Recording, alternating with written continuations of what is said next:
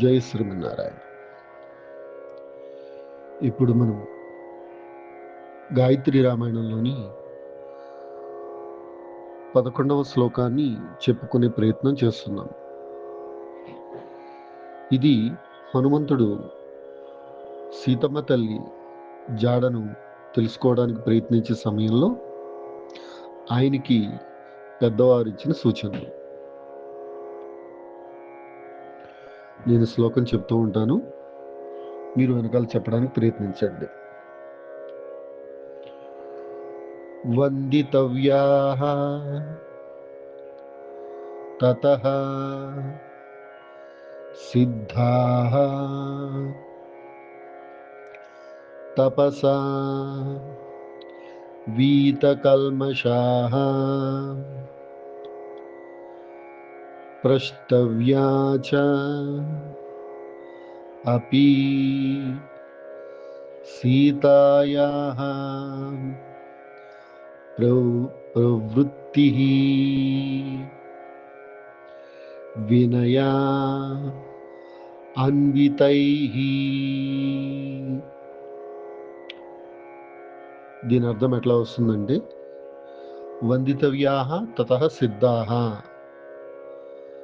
తపస్సుతో పాపరహితులైన సిద్ధులు మనం నమస్కరించదగినవారు. తపసా వీత కల్మషాః, వాళ్ళు తపస్సు చేత పాపాన్ని తొలగించుకున్నవారు.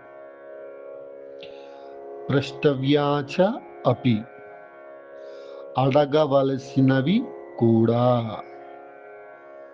ఏమిటవి?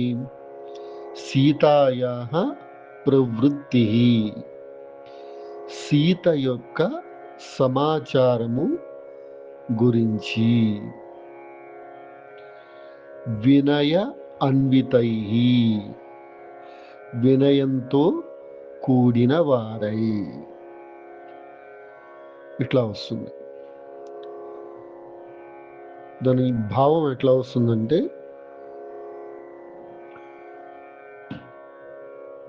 తపస్సుతో పాపరహితులైన ఋషులని మనం నమస్కరించాలి. వినయంతో వారు సీతమ్మ తల్లి జాడన గురించి ఏదైనా సమాచారం తెలిస్తే మనం సేకరించాలి. ఇది దాని అర్థం. ఇది కంప్లీట్గా మనకు తెలుస్తోంది. హనుమంతుడు సీతమ్మ తల్లి జాడను తెలుసుకోవడానికి ప్రయత్నించేటప్పుడు పెద్దవాళ్ళైన జాంబవంతుడు ఇతరత్ర ఆ కూటమిలో కొందరు ఆయనకి ఇచ్చిన సూచనలు అన్నమాట ఇవి. ఓకేనా? జై శ్రీమన్నారాయణ.